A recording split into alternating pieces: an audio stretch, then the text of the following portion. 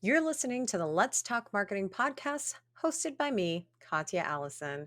So, what have you gotten yourself into? In short, this is a good time, a great conversation, and a little bit of learning along the way. Through insightful interviews with top marketers and entrepreneurs, as well as thought leaders, I get to explore the latest trends, techniques, and strategies in the world of marketing. I am here to offer you engaging and informative discussions to help you stay up to date on the latest trends and take your marketing skills to the next level. I don't know about you, but I'm ready to chat. Are you ready to listen? In this episode, we are covering hiring the right marketing person. And we're covering that with Jess Hunichen. Jess is one of the co founders at Shine Talent Group, a talent management agency that represents social superstars. The agency has offices located in Los Angeles, Toronto, and London. And originally from Melbourne, Australia, she has had her career, or she began her career in the entertainment PR industry before moving to Toronto in 2014. She then teamed up with her business partner, Emily Ward, to start Shine. And the rest, as they say, is history, my friends. She is ready right now to roll up her sleeves and share her hiring tips and tricks when building a marketing team. So let's do it. Let's talk marketing with Jess. Jess, welcome to the Let's Talk Marketing podcast. I'm excited to have you on here. The topic of conversation today, from like a strategy perspective, is going to be about hiring the right marketing person, but more specifically, talent agents as well. But I'm going to appreciate any insights that you can bring to the table. So thank you for coming on. Thank you for having me. I'm excited to be here. But before we dive into this, I'd like to have the audience get to know you a little bit better. So I've got some standard questions for you. Let's hear about, where you came from and where you're at. So what was your first marketing role and what is your current role now? Sure. So I will say my first official marketing role, and I kind of like dance between PR and marketing, so I'll lump them together. My first official marketing role was straight out of school. I was like a ballsy little brat, I suppose. And I thought that I could start an agency just like as soon as I finished university. So that's what I did. So that was my first kind of official marketing role. Was Honey PR was my first little baby, and I did that for about 3 years before I had so much fun doing it, and I learned a ton. But I also realized that it's funny saying this now, right? Because like now, like everyone works from home and freelancing is a lot more common and working remote is a lot more common. Like it wasn't then, right? So I got to a point where I was like, I only know what I know. And that's not a lot. I need to like so I made the leap and went into the entertainment industry in Melbourne. So I went to school and kind of started my career in Melbourne, and then I found myself in Toronto by like many weird twists of fate. Um, met my current business partner here, and we started what we have now to be Shine Talent Group. So we are a talent management agency. We represent social rock stars in the US, Canada, and the UK. Nice.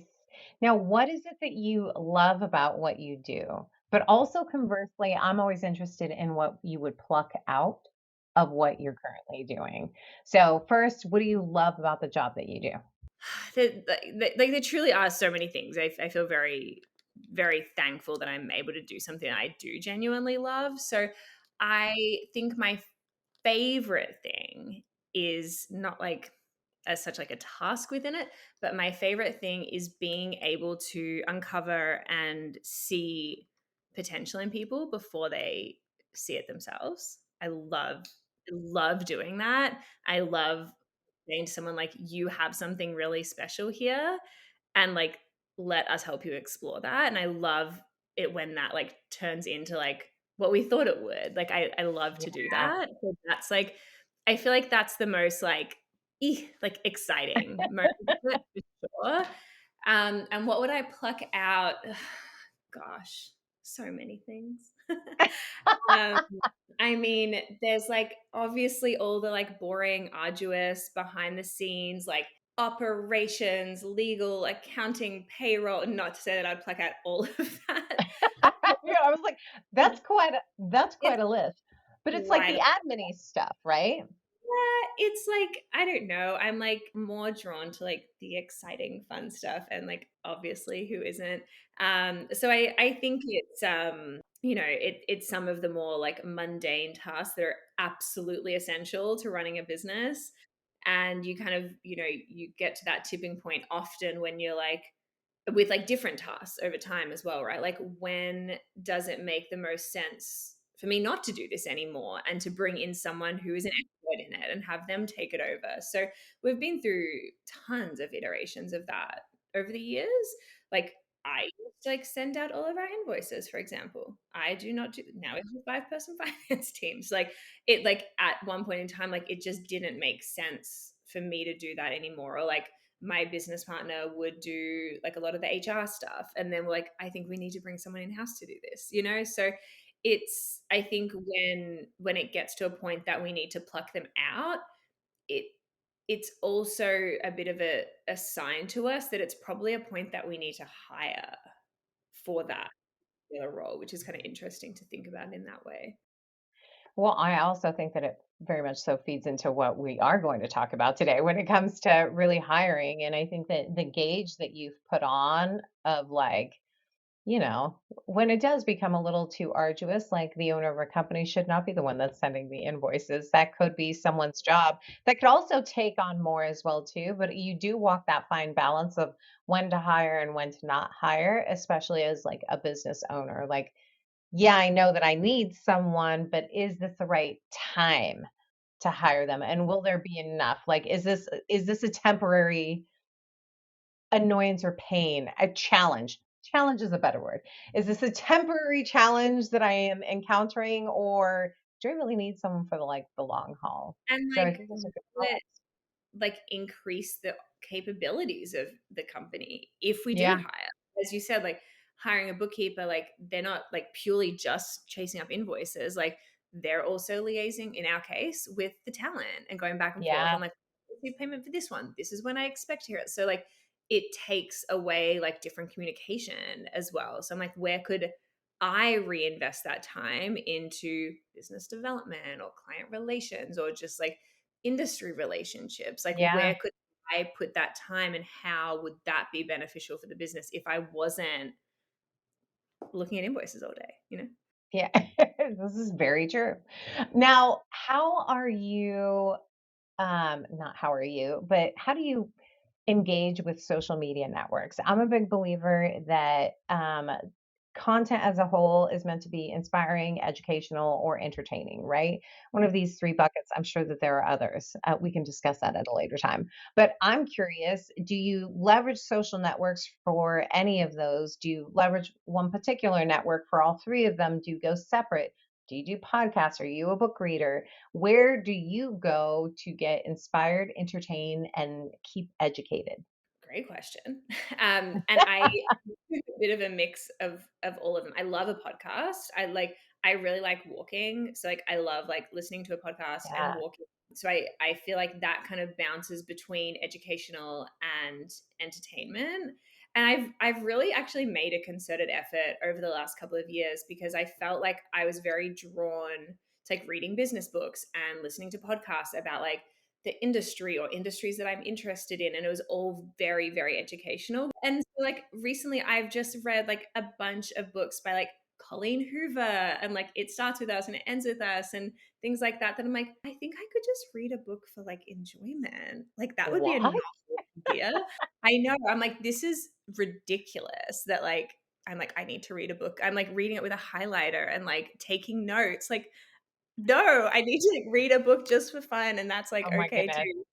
You I and have I like are birds of the same feather because I do exactly that. I have actually special color coded tabs because that's also my type A coming out. Like, oh, I'm gonna want to go back to this. I've screenshotted like whole paragraphs to put in my notes app. It's I a know, whole thing.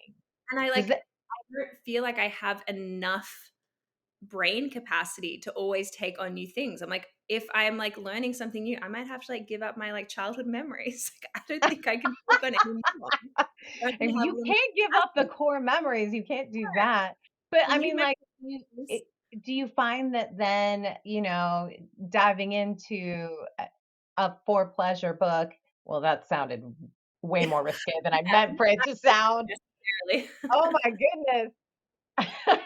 This is not that type of show. But I guess I'm curious, is that how you open up inspiration, or do you go to social networks for inspiration and then entertainment? Yeah, I'm like a lover of TikTok for sure. I feel like that's where I go for like, again, that it is a bit of a balance between like educational and just like enjoyment. Yeah. Like inspiration too. Like I feel like we see so many things. Like I'm constantly pinging TikToks to like our social media team, being like, "Oh, this is something really cool. We have Yeah. like we have our next event. We should do something similar to this. Like this might be fun." So use that a lot for inspiration. But I think TikTok is like for me, like it has absolutely taken over as my most used app. Yeah. It's I just feel like I feel like it has something for everyone, which I think is like so cool. And like I love, I feel like on Instagram for me anyway, and like the curated amount of people that I follow, like I feel like I see a lot of, you know, not a lot of the same, like, that's not the right way to put it, but Yeah. I feel like I'm probably just following a lot of people like my age doing similar things to me, like, I should probably just broaden my horizons, but I love that TikTok, like, gives me more of that, like, without Yeah. me having to, like, follow people to do it. I'm just like I just see like, I exclusively am on my For You page, like, I don't even look at the people Same. I'm following, like, I'm just, like, scrolling through, like, hour after hour, and, like, I find myself more drawn to, like, make a TikTok. I'm like, "I think I might make a TikTok about, like" You know, I feel that same way too. I get the bug. I have all of these saved sounds for Lord only knows when I'm going to use them. But because also then I end up having so much empathy and sympathy for creators as well too, because those are not easy. Even the simplest dance TikTok is like, what? All of a sudden I become the most uncoordinated person on the face of the planet. It's insane. I, like, have not delved into dance TikTok, like, I can't do it, but I'm like, We'll do that together virtually. See, this'll be a thing. Virtual TikTok. I love it. Now, how do you stay up to date on just kind of industry trends, especially in the field that you're in? I would imagine you've got to be on top of what's going on with social networks, algorithms, but also just around the industry as well. So how are you staying up to date? I think for sure, again, the answer to that is TikTok. Like we see, a lot of like what creators are doing, what their pain points are, what they're struggling with, what they're drawn to. A lot of that comes to us through TikTok. And then I think just like I don't know. I try and stay like very connected within like women in influencer marketing is like a fantastic group. I feel like I've met so many people. We obviously connected there. I've met so many people there. Like I do like regular chats with tons of agency owners to just like how are you all feeling about this? What are you thinking in terms of this? Are you noticing a change here? How is your Q1? Are you seeing it we talk about that kind of thing so openly, and I think I feel again like really thankful that I've been able to like cultivate those relationships because some people could look at it and be like, "Oh, you're competitors." And we are in a very basic sense, but I think we all have very similar mindsets in that like we want this industry to do well. We want this industry to be taken seriously. My best interest if like all of the other agencies do super well. Like I don't want to see any other agency fail. I feel like we can like collectively raise the bar for like standardization and trends and things like that within the industry. So I like lean on other founders for sure. When things come up and I'll often be like, have you dealt with this before? And we've been around for a while. So like I also have a lot of people, say similar things to me. And like I'm such an open book with that kind of thing. And I feel like, well, if I'm an open book now, like you'll probably be an open book for me later. Like we'll Yeah. like building rapport and trust, I think is like so, so important. So yeah, I think I look to like other industry experts for you know for that kind of thing too. I feel like that's so smart. And again, another shout out to Wim. We've been shouting out Wim in every episode I've recorded so far, but like the group is one where you can really tap into like a good group of people. And I actually think that this is a good segue for like what we're here to talk about, which is hiring that right marketing person. Because at the end of the day, we're all people, and it's not one of the things that you had said was like, yeah, they could be considered competition, but also like we kind of have the same, we're all marching towards the same thing. We do want like equity across the board. So it's more about like the person, it's more about the person, but finding that right person is the tougher part. Like I always say, like there is no secret sauce. You are the secret sauce. Everybody's different. Every brand is different. Where you're at is different. Your budgets are different.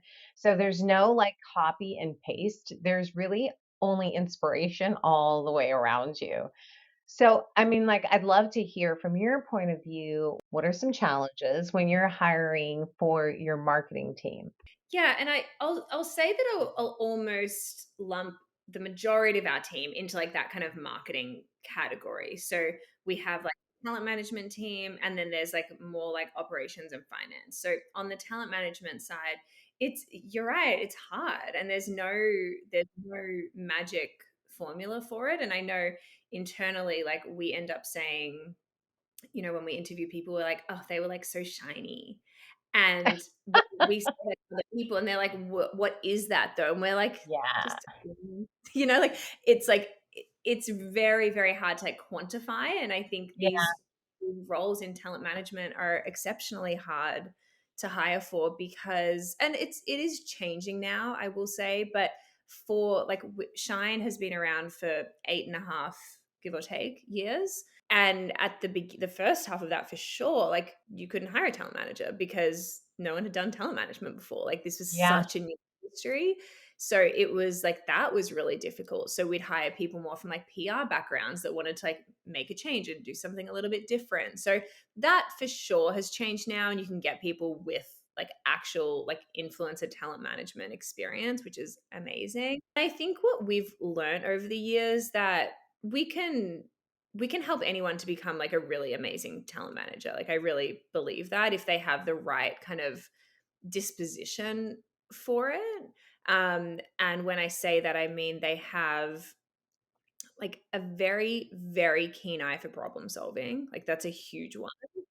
And the ability to kind of put their own ego on the shelf 100% and be able to like find solutions where legitimately, not like as like a bit of a cop out, but legitimately like everyone feels like they've won. And not even just a feeling like it hasn't happened, but everyone has won. Like everyone has kind of gotten what they've wanted or needed at the end of whatever issue they're dealing with that day. So I think that people who are able to like in a very innate way do that have a lot of success with us. But our training process, which we like really honed over the pandemic, because before that, our training consisted of sit next to me for 2 weeks and like watch what I do Absorb, be a sponge. via osmosis, like be in my mind. And like that's how we trained people, like truly. And now like, we were all of a sudden thrust into this position where we could not do that anymore. Like we had to hire people without meeting them. We had to train people without meeting them. Like I remember when I met one of our team members, like in real life, Caitlin, who we'd hired like right before the pandemic, like right before, and she was like moving from Chicago to LA. So we kind of like we just missed each other. And then it was like a year and a half later that I could like go back to LA. And I was like, I'd spoken to her by then 1,000 times on the phone and text. Like, and I was like, nice to meet you. Like, this is so weird. So It like I is.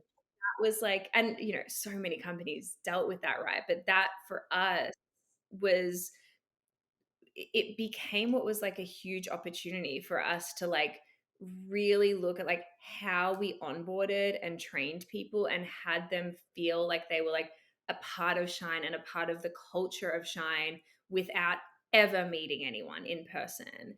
And was that was a challenge, but I think something that has now become such a part of like who we are. And we ask for feedback on that all the time from team members, and they were like, oh my gosh, I felt so like integrated like right away, and I felt like I knew who to go to, and I knew lots of different people on the team, and I like felt really welcome. And like, and even just in like very tiny things, we didn't want to lose like the heart of Shine and how we would like welcome people. Like we like make sure we like send someone a coffee. So we like Uber them a coffee like that arrives like 10 on their like 10 a.m. on their first morning. So it's like your little welcome coffee. But like we can't do it in person, but we still like want you to have like we still want them to like Yeah. have that feeling. And I feel like it's always to me like those like teeny tiny seemingly insignificant things that do make like a really big difference, and it helps someone's like, oh, you like knew my coffee order and you like thought of me and Yeah. you sent, you know what I mean? It's those little things It's that are like so yeah. simple. It's so Yeah. thoughtful, and I think it's really key, especially in like this work from home kind of world. I know there's a lot of people that are like going back to hybrid and all of that stuff, but I also think, I feel like it's a couple of buckets. One, it's finding the right talent and hiring the right talent, and then what happens. So when you do hire that talent, and you want to keep them, right? Like, so to me, there are two buckets. If we can take a step back and look at like the hiring for, the roles that you have from a marketing perspective, and I say marketing because I think that it's regardless of whether you're a talent manager and like, or doing growth or running a community or running an influence marketing program, I think you have to have a unique personality. To your point, like you do kind of have to put your ego on the shelf. You also have to be creative and a good collaborator and a good communicator. How are you going to suss those things out in like, you can't interview people for like, I mean, although I've been on a lot of interviews, like, but you can't do 10 interviews to really figure out how you suss it out. But I would assume that at this point, because you are looking for talent managers that's very specific to like the type of personality that is going to excel in that position.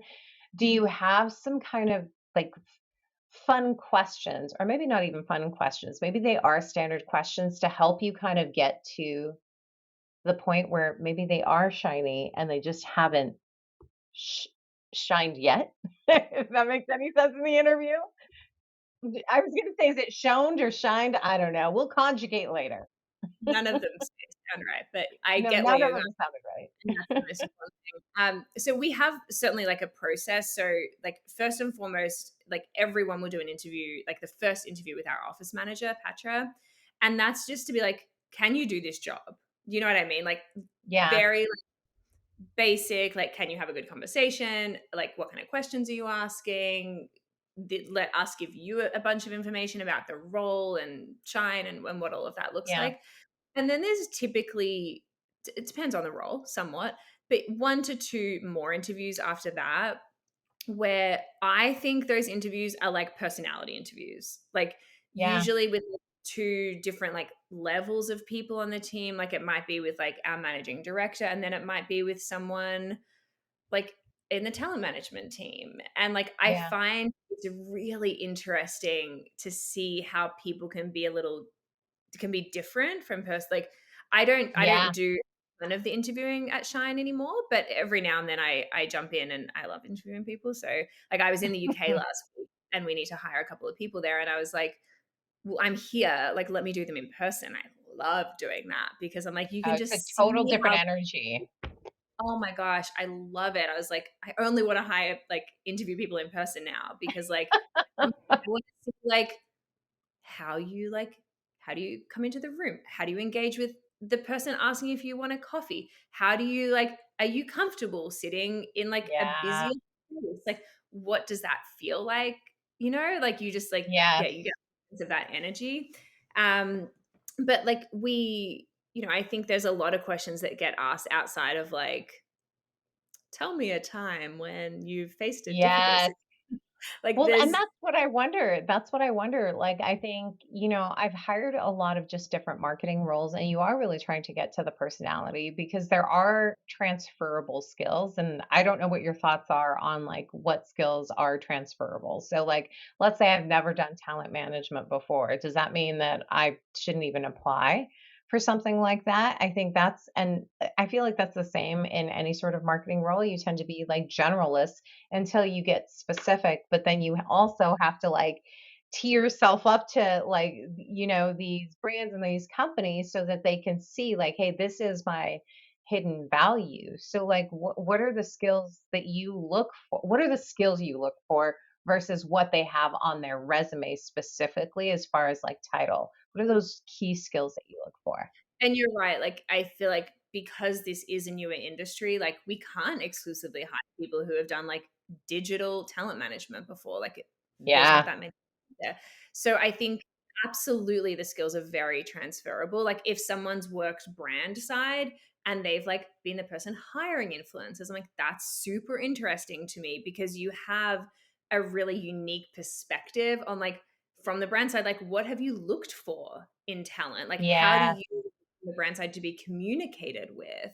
And I find that is something that I'm like, please come in, like tell the rest of our team, like when you were in that position, like what information did you want so that then our talent managers can anticipate what the next question is and give that information ahead of time. Like I feel like that to me are like so beneficial to the company in a really different way, right?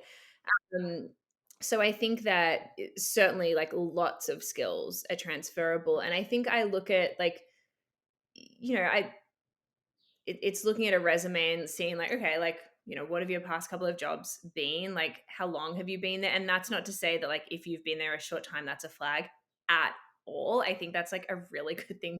To do. Because to me, it can sometimes just be like you haven't like found your home yet. Like you haven't like found your place. And like I think it to me, like I'd rather see the confidence in someone of being like, this is not for me. I'm making a change. Like I think that's quite admirable rather than looking at it and like, oh my gosh, someone's like bounced around a lot. So I think that especially like more junior team members like coming into the industry, like I think like if something's not working for you, like don't feel like you have to stay. I think that's like a really solid piece of advice and like move on and like find what does work for you, right? Um so I'm looking at like what the brands are that they've worked with or like what kind of industries that they've been in. Like we deal like predominantly in consumer lifestyle. So if someone has a background in a different role but in that space, we like to look at, I don't know, like was someone like the head of their sports team or were they the like head of their sorority, or like not that you have to have been in a sorority, but you know what I mean? Like do they like lead, do they have like natural leadership skills? And not everyone can have that, but it's interesting when they do. Like do they, I don't know, do they have like fun hobbies outside of work? Like what else do they like to do? Do they have really well-rounded lives? And like that kind of stuff I think is just interesting. But we do have the vast majority of people in our talent management space do an assignment where that's kind of like, if you could represent anyone in the space, like who would you represent? That's like, I'm like, what kind of like content pillars are you interested in? And like for these, where do you think there's opportunity? Like what do you think their content pillars are? Or are there other ones? And like what kind of brands would you pitch them to? And that is always interesting for us because I like won't name drop brands, but if someone says like, oh, I'd pitch them to these three brands, and we know, and like brands have like reputations in industries, I'm like, oh, I know that's a brand that straight up refuse to pay influencers. They just don't pay talent. So then I'm like, ooh, okay. And it's not to say that it would discount someone from a role. it really guides our training. And it's like, okay, so you're probably not aware as much of like which brands like have budget and which don't. So like that's where we'll probably have to like put a little bit more training there if we think they're a great fit for the team, you know? So that's like, I feel like we look at that assignment and we look at like, again, how do you communicate with brands? Like, are you short and sweet and to the point and direct, or are you like lots of fluff? And it like, we have people on the team who do both, and like neither one is like the correct answer, but it's kind of like will this work? Do we think this will like generate really great results for the talent? You know?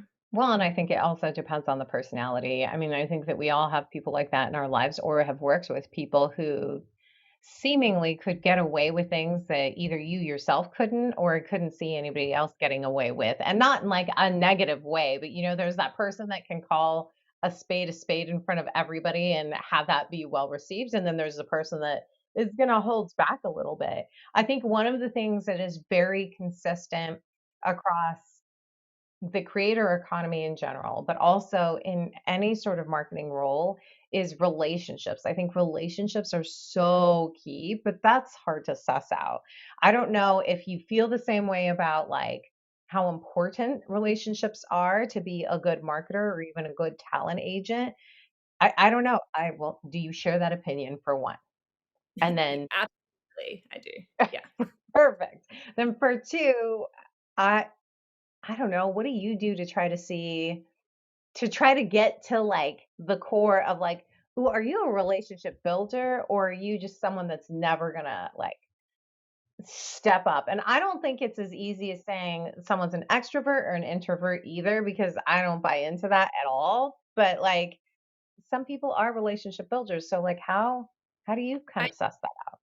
I agree, and I think it's like those things I think and never found out with like direct questions about it, because like who's gonna Yeah. say like, I hate relationship build, like obviously no one's gonna I say don't that, like right? to talk to anybody, actually. Hate communication really. Um, so I agree. So I feel like we find more like subtle ways to go about it. Like I love to understand like what kind of relationships people have with like the people they've worked with in the past, or like have they taken the time to foster those? Like I can say again, like at Shine, like the number of people who have worked at Shine and no longer work at Shine for whatever reason, like perhaps like we decided together that it wasn't the right fit, perhaps we let them go, perhaps they left, it happens, right? The amount of people who over the 8 years have left, and like I personally have like fantastic relationships with, and like could call them or they could call me and be like, hey, I'm like, I've had past team members call me and be like, I'm really struggling with this new job.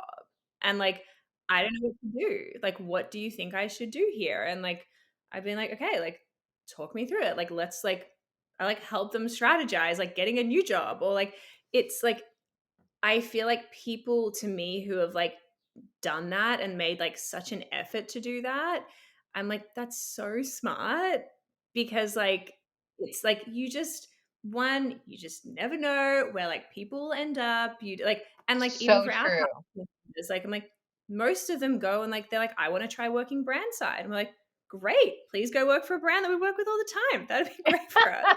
Like, it's like we end up working with them in like a different capacity, and I think you just never know when you're going to be in that situation. So but you're right, it is really hard to like find that out over an interview. But I think saying to like trying to like ask some questions around like, like how have you built relationships in the past, and like what do you like, asking questions about like what is important to them in a role, and seeing if relationships is like high up on that list. Yeah, I feel like that's a good workaround. I also like, just to kind of sum that all up, I'd say like don't burn bridges. Don't burn bridges. The top dog one day may not always be the top dog, and that's really important to know. And but what people always walk away with or regardless is how they were treated by someone. So you're right, like being open to having relationships, continuing the conversation, being of service almost to people, like it pays back in dividends without like not doing it with it paying back in dividends, but knowing that the whole world will come back to it. Karma, whatever you believe in, the whole 9 yards. I appreciate you spending so much time with me. I do have one more final question for you, okay? If you knew then what you know now, what is the marketing advice that you give to yourself? I think with marketing, it's, and perhaps this is advice that kind of goes with any career, but like I think that like following what excites you, especially in marketing, it just makes a job so much easier. Like it's really, really easy to sell something that you're excited by. And I have, had the absolute luxury of being able to do that throughout the vast majority of my career. And I've like made really thoughtful decisions based on that. Like I wanted to do things that were fun. Like I didn't want to be in an industry that for me was like dull and boring. Like that wasn't for me. Like I wanted to be in an, and I also like I moved right when I was 26 or 7 ish. So like at that point in my life, moving was like I want to work in an industry that like I have some friends. Yeah. I don't work in an industry where everyone's like 20 years older than me. Like I was in my mid 20s, I'd moved to a new country. Like I want to be like amongst people my age and things like that. So I think that like just understanding and like taking a lot of time to think about like what is really important to you. And like for me, it's fun and flexibility. Like they're my two things. I live it like I'm from Australia. My whole family's there. Like I need to be able to go home. Like I need to be able to do that, and I need to be able to do that for longer than like a long weekend. It's a 24-hour flight. Like I need that like, flex in my schedule, and like I need things to be fun. And then like so I've always been like very much guided by those two things, and everyone's are different, right? Like the things that are important might be like boundaries, they might be finances, they might be the projects that you work on, or like the impact that you can have on a community. Like there's so many different things, and I think if you take the time to really figure out like what they are, then like the jobs that you're applying for, like when you're in the interview process, you're like this isn't laddering up to that. I'm not going to follow that. So I think that's my very long-winded advice. Like Listen, figure I'm out here. what's important to you Yes, and like chase that, and like don't feel like I've spoken to like tons of students and things like that, and they're like, my parents want me to get into like marketing and like I don't know, the medical industry, and like maybe that's super fun for some people. It's not for me, but that's okay. And like they're like, I don't want to do that. They're like, I want to work in like like products that are developed for women, and like they're like, I'm like, then chase that. Like do that, like figure out how to like get into that industry. And I think it's just like knowing, but before you can do that you have to know what it is. So I think it's like taking time to do that before even delving into like going and getting those jobs. absolutely. So chase the joy that you're looking for, but also make that list of, what your non-negotiables are. And also don't be afraid. I would say don't be afraid to reevaluate your non-negotiables, because to your point, you hit different stages, like in your 20s is very different than being in your 40s. And what's different, what's important to me now is night and day of what was important to me in my 20s. So that's really great advice. I just want to thank you for coming on here. I kept you way longer than I intended, so I apologize, but I can't I help was it if we're good conversationalists. I can't help that. So sorry if we can communicate. I mean, exactly. Exactly. Thank you so much. of course, it was my pleasure. I love getting down to the nuts and bolts of what it really takes or what you look for or how challenging it is to hire and grow your marketing team. So I had a really good time in this episode. Here are your key takeaways from the show. So, number one, hiring for talent management and marketing roles can really be exceptionally hard, but it is also possible to find great talent with the right kind of disposition. And what I'm talking about are things like a keen eye for problem solving, as well as like the ability to put their ego aside. Ego is huge, my friends. You need to be able to put it aside and work together.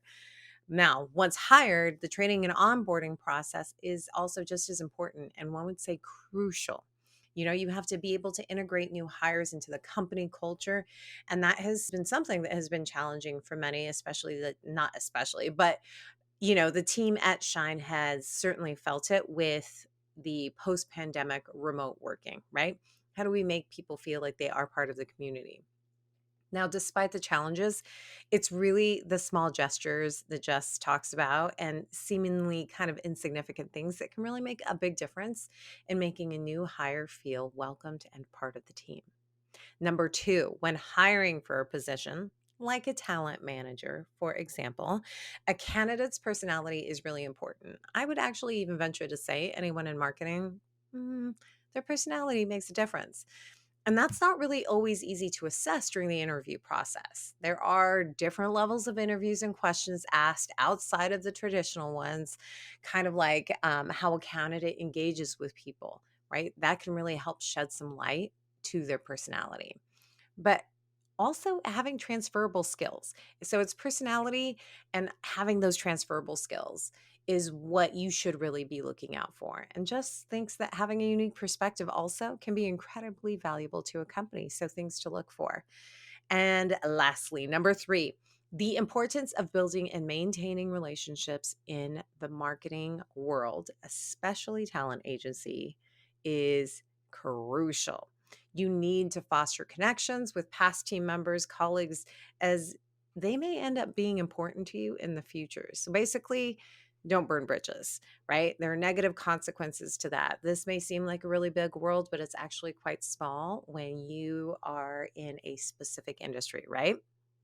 Now, while it can be a challenge to determine if someone is a relationship builder during an interview, asking about their past relationships or how they build partnerships, with other internal and external teams could be a way to help you suss that out.